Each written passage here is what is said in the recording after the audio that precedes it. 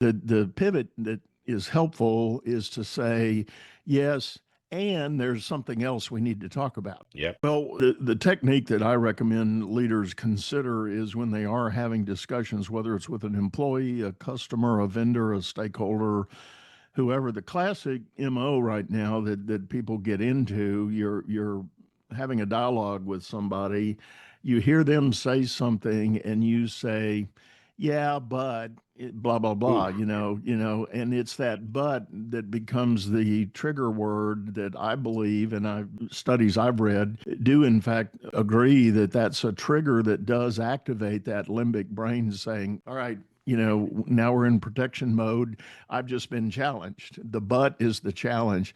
The pivot that is helpful is to say, yes, and there's something else we need to talk about. Yep. It's the verbal habit we get into of the yes, but kind of inflames the situation.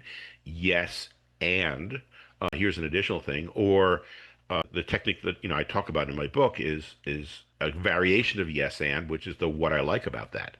I know that that's a human animalistic survival response, but I'm going to be above that.